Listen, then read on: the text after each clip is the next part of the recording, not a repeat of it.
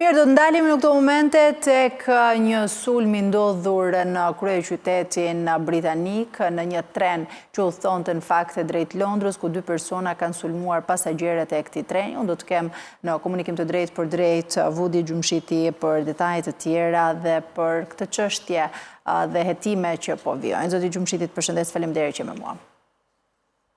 Përshëndetje, faleminderit që më keni ftuar. Dyshimet e para janë për një sulm terrorist, por nisur edhe nga detaje që kanë dalë dhe çfarë raportohet atje, cilat janë fakt pistat ku po hetojnë autoritetet britanike në lidhje me këtë sulm. Në fakt hetimi zyrtar flet për një akt dhune të izoluar, 2 britanik pa lidhje me rrjetet terroriste, por në logjik sigurie. Kjo nuk mbyllet kaq shpejt. Rusia ka interesa të kthjellta të kthejë një lloj incidenti të tillë në armë propagande, sepse ke një operacion destabilizues të masa aktive të Rusisë që është aktive në shtete të cilat ata i shohin që janë armiqësore. Për qëllimi i tyre është për me kriju një lloj përshtypje se Britania është e pasigurt dhe emigracioni po e shkatron vendin dhe se qeveria është e hutuar nga mbështetja për Ukrainën. Kjo është një prej metodologjive të masave aktive ruse për me destabilizu vendin nëpërmjet narrativave dhe krijimit ose orkestrimit të zhvillimeve të tilla.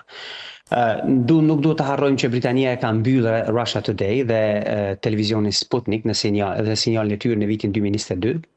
Tani Kremlini luan nëpërmjet rrjeteve dhe smadhimit ose transmetimit të një lloj narracioni për krijuar frikë në vend.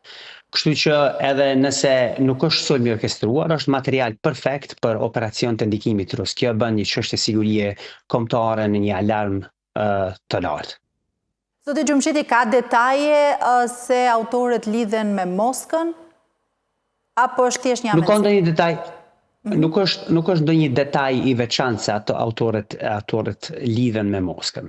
Vetëm se është verifikueshëm e qartë që Moska zyrtare dhe operatorët e saj të masave aktive, që janë operacioni i shërbimit të fshehtë rus në moment kur ata e targetojnë një shtet të caktuar, për të përdorur situata që janë të gatshme për interesat e tyre, për të krijuar një lloj amullie, një mjegullie të frikës së përgjithshme të publikut, në mënyrë që ta shpërqendroj vëmendjen e qeverisë nga operacionet e tyre të politikës jashtme për ta sfiduar zgjerimin e Kremlinit në rajon, në krizat të orkestruara të brendshme në shtet.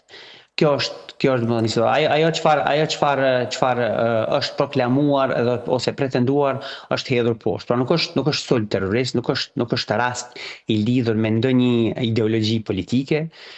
Me sa duket deri më tash, njerëzit të cilët janë kapur si të dyshuar të përfshihen në këtë akt, janë të dyshuar që mund të kenë edhe probleme mendore. E qartë. Zoti Gjumshiti, nëse lidhim edhe me praninë e shumë emigrantëve dhe konkretisht e emigrantëve me përardhje nga vendet e lindjes së mesme, sa shqetësuese është në këtë pikë siguria në Britani? Ky rast nuk ka të bëjë me emigrantët. Autorët janë britanikë, siç e thash edhe më herët, por reagimi publik që ndjek ngjarje të tilla është thjesht fusha ku Rusia punon. Krijon histeri, ushqendarje dhe i lidh pasigurinë me politikën pro-ukrainase të Londrës.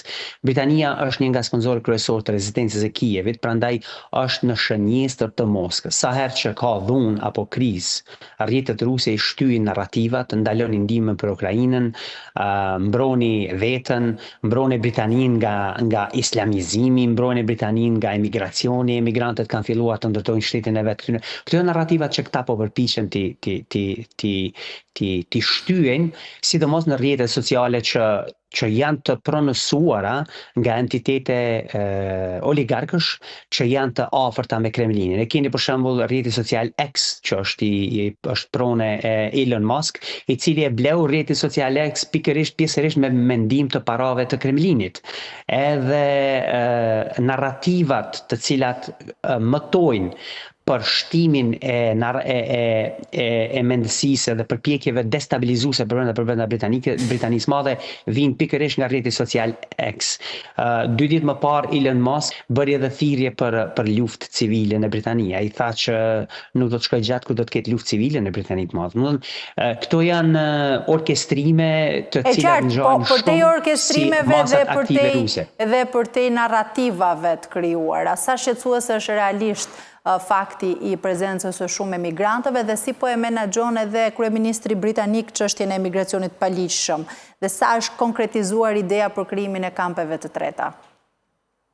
Qeveria laboriste ka braktis modelin Ruanda të konservatorëve. Tani po fokusohet në kthimet e shpejta dhe bashkëpunim me Francën për ndaluar kalimet me varka. Nuk ka kampe jashtë Evropës, ka kontroll të rreptë dhe në kufi dhe ndjekje të rrjeteve të kontrabandës, të cilët po i kontrabandojnë njerëzit në Britani të Madhe. Kjo qasje pragmatike sigurtson sigurinë, por njëkohësisht e bën Britaninë shënjestër për operacione të ndikimit. Pra, siç e thash, realisht nuk ka nuk qëndrojnë pretendimet e orkestruara nëpërmjet narracioneve se Britania e Madhe është në kërcënim nga emigracioni.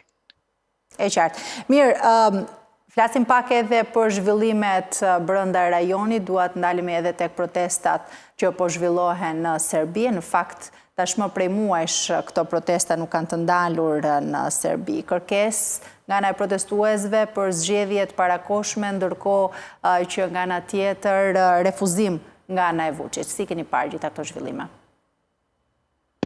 Protestat në Serbi janë pasojë e një viti revoltash kundër korrupsionit të administratës së presidentit Vučić, ku kemi pas studentë, sindikata, familje viktimash nga shembja në Novi Sad, të cilat janë me kërkesa të qarta, zgjedhje të parakoshme dhe përgjegjësi. Presidenti Vučić duket se nuk është i qartë, nuk është i gatshëm as të ofrojë zgjedhje të parakoshme, por as të ofrojë përgjegjësi ose llogaritje të individëve që kanë qenë të përfshirë në këtë skandal. Ai po refuzon sepse e di mirë që zgjedhjet do ta ndëshkonin, ai do t'i humbte zgjedhjet. Ai po luan sërish me kartën e stabilitetit për perëndimin, ndërsa mban lidhjet e ngushta me Moskën. Sa më gjatë që të zgjas kriza, aq më i vlefshëm bëhet ai për Rusinë si aleat i brendshëm në Ballkan. Prandaj kjo është situata që nuk është për të habitur çfarë shohim në Serbi. Aq më i rëndësishëm bëhet ai për Serbinë, pra nuk e dëmtojnë këto protesta Vučić? Por derisa Vučićin e dëmtojnë protestat brenda për brenda në kuptimin e pikpamjes së elektoratit zgjedhor, se a do ta votojnë ata apo jo, përshtypja që nuk do të votohet, nuk do të mund të fitojë zgjedhjet, prandaj ai po përpiqet të shmang me çdo kusht. Prandaj zgjedhjet e kaluar në Serbi ishin të përfshira në skandale të njëpasnjëshme të vjedhjes së votës. Mirë po sa i përket në sy të politikës jashtme, me sa duket Brukseli e sheh si stabilitet, sepse ai po e luan lojën e dyfisht, edhe në një këmbë në Bruksel, një këmbë në Moskë, ndërkohë që ajo çfarë është e dukshme është që djallëzia e dyftësisë së tij nuk po i shitet as në Washington e as në Londër. Ndërkohë, zoti Gjumshiti janë hequr sanksionet liderit serb të Bosnjës, Milorad Dodik. Vendimi amerikan për t'ia hequr sanksionet Dodikut e dërgon rajonit një sinjal të gabuar. Dodiku është një politikan serb i Bosnjës dhe Hercegovinës, i cili është stolisur me çmime nderi nga Moska zyrtare. Vetë Dodiku ka qenë njeriu që ka sfiduar marrëveshjen e Daytonit. Ai është i lidhur me Beogradin, është i lidhur me Kremlinin, siç e thash edhe më parë. Prandaj lirimi i tij nga presioni ndëshkues e forcon rrjetin prorus në Bosnjë dhe jep argument Vučićit se perëndimi po zbutet. Kjo është arsyeja pse shumë diplomatë në Bruksel e quajnë vendimin si të parakoshëm, por kjo është edhe arsyeja pse në Britani të Madhe ky shihet si një vendim jashtëzakonisht i rrezikshëm për stabilitetin dhe sigurinë në rajon. Zoti Gjumshiti, flasim pak edhe për sa i përket zhvillimeve në Kosovë dhe atje prej disa muajsh në fakt ka një krizë institucionale për shkak të mos krijimit të qeverisë së re. Zonja Osmani ka kryer takime me partitë në Kosovë për gjetur një rrugë dhe një mënyrë për ta zgjidhur situatën politike që mund të çojë kjo edhe në zgjedhjet parakoshme. Sa i mundshëm është sipas jush skenari i formimit të qeverisë nga partitë opozitare? Skenari i formimit të qeverisë nga partitë opozitare është i mundshëm nëse këto janë të bashkërenduara me listën serbe. Këta partitë opozitare në Kosovë na kanë treguar me vullnetin e tyre politik të kohës kur kanë qenë në pushtet për 20 vjet rresht, që këta janë të gatshëm të bashkëpunojnë me listën serbe, këta janë të gatshëm të bashkëpunojnë me listën serbe edhe atëherë kur lista serbe i kap armët për të aneksuar veriun e Kosovës, edhe atëherë kur lista serbe vret policët e Kosovës vetëm për të destabilizuar Kosovën dhe krijuar një situatë të dhune në të cilën Serbia mund të krijojë arsyetime pse do të intervenonte ushtarakisht në Kosovë. Nuk është e habitshme pse partitë opozitare janë të interesuar të krijojnë një qeveri të përbashkët me listën serbe, prandaj krejt çka mbetet me u pa është me u pa se çka do të ndodh. Ajo çfarë duket se presidenti Osmani është duke u përpjekur të bëj është thjesht një përpjekje e qartë nga ana e presidentit për ta zhbllokuar një krizë që është duke zgjatur prej më shumë se 8 muaj. Sa e rrezikon Kosovën kjo krizë, të gjitha aspektet? Kjo krizë sigurisht që është rrezik jashtëzakonisht i madh për Kosovën, duke qenë se mos konsolidimi i institucioneve të Republikës Kosovës pas votës së lirë të shkurtit të vitit 2025 nënkupton se shumë procese shtetërore mund të mbetin në blokadë, ndërta edhe buxheti. Një prej operacioneve dhe interesave të një shteti armik është që të mos paguhen punonjësit e shërbimit civil. Në momentin kur ti nuk e ke mundësinë që ta aprovosh buxhetin, pra punonjësit e shërbimit civil nuk do të mund të paguhen, që janë njerëz që kanë të bëjnë edhe me sigurinë kombëtare të shtetit të Kosovës. Në këtë rast Kosova është target i qartë i Serbisë për të rimarrë nga Serbia, dhe Serbia përveç që dëshiron që ta lodh popullin në forma të mos konsolidimit të institucioneve të Republikës Kosovës, ne kemi qenë dëshmitarë se e ka lodhur popullin edhe me dezinformacion. Pra ka një lagje të medjave të Beogradit e Prishtinë, të cilat janë të paraafërta me strategjitë politike të Beogradit zyrtar, të cilat vazhdimisht propagandojnë një narrativ ku e minimizojnë rolin e Serbisë prapa operacioneve të orkestruara destabilizuese në Kosovë dhe operacioneve dhe agresive të Serbisë në Kosovë, dhe e sulmojnë të drejtën e Republikës Kosovës për vetëmbrojtje nga agresioni i huaj, njëkohësisht ju bëjnë thirrje qytetarëve të Kosovës në mënyrë masive që të mos besojnë në institucionet e shtetit. Edhe kjo është një prej formave tjera që Serbia është duke përpjekur ta dëmtojë Kosovën. Kjo është një forma tjetër që është duke përpjekur ta sakatos Kosovën, është edhe dëmtimi i diskursit publik, i debatit publik në një formë të civilizuar. Tani debati publik në Kosovë nuk ka më formë të qytetëruar të komunikimit, të gjithë njerëzit që kanë mos pajtime me njëri tjetrin nuk dalin për ta dëgjuar pse tjetri nuk pajtohet me tjetrin, por automatikisht e fyen tjetrin dhe automatikisht e akuzojnë tjetrin se jo je me Serbinë, jo je me Udbën, jo je me Bijan.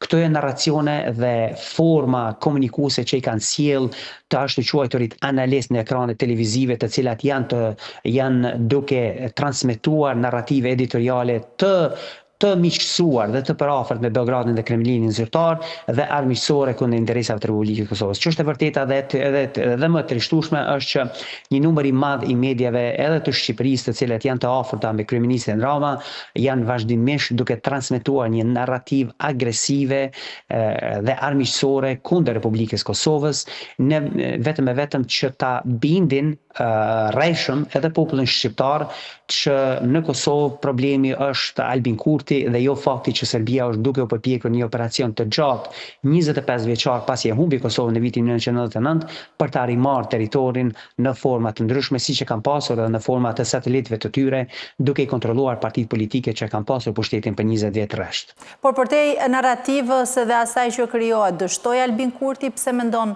se ka dështuar? Nuk mendoj që Albin Kurti ka dështuar. Albin Kurti është fituesi i zgjedhjeve të shkurtit të vitit 2025, edhe pse nuk i ka marrë vota të mjaftueshme sa për të pasur ulse në kuvend të mjaftueshme për ta krijuar qeverinë.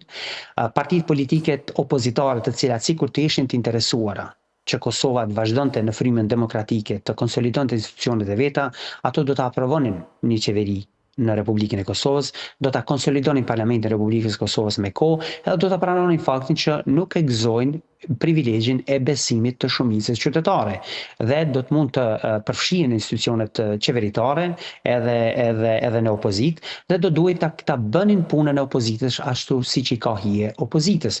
Pra, të bënin komisione hetimore dhe vlerësuese në zhvillimet politike, në politikat premtuese të partisë në pushtet, duke e parë nëse qytetarët janë të kënaqur me ato zhvillime apo jo, duke analizuar ato zhvillime a janë në interesat e qytetarëve apo jo, dhe duke nxjerrur propozime të reja politike dhe duke i deponuar ato në bankën e qeverisë për t'ju thënë atyre se shikoni, këto janë gjetjet tona deri të tanishme në terren se çfarë keni bërë ju, në gjetjet tona tregojnë se qytetarët nuk janë të kënaqur me zhvillimet çfarë ju i keni bërë, prandaj ne propozojmë këto zhvillime dhe propozojmë që ta bëjmë në mënyrë të përbashkët, të investojmë për të zgjidhur këto probleme.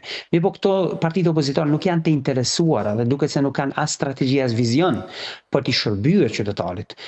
Pasi që fatkeqësisht për 20 vjet sa kanë qenë ato në pushtet e kanë pleçkitur shtetin, nuk kanë investuar në interes të qytetarit dhe për 20 vjet sa kanë qenë në pushtet kanë punuar për ta reinstaluar pushtetin e servisë brenda Kosovës. Prandaj Kosovën e ke në situatë të cilën e ke, prandaj ata e kanë standardin politik të cilin e kanë. Dhe standardi i tyre politik nuk është as pak në saj të dëshmive të verifikueshme në 20 vjeçarit e pushtetit të tyre, nuk është as pak për interesin e qytetarit të Republikës Kosovës sepse kanë pleçkitur paranë publike, nuk është as pak në interes të shtetbërisë së Republikës Kosovës sepse e kanë instaluar pushtetin e Serbisë vazhdimisht në sajt e marrëveshjeve ndërkombëtare dhe negociatave që kanë pranuar të bëjnë edhe pse Kosova kishte shpallur pavarësinë nga Serbia në vitin 2008. E qartë. Zoti Gjumshiti, faleminderit që ishit në këtë komunikim të drejtë për drejtë. I lutem shumë, faleminderit për ftesën.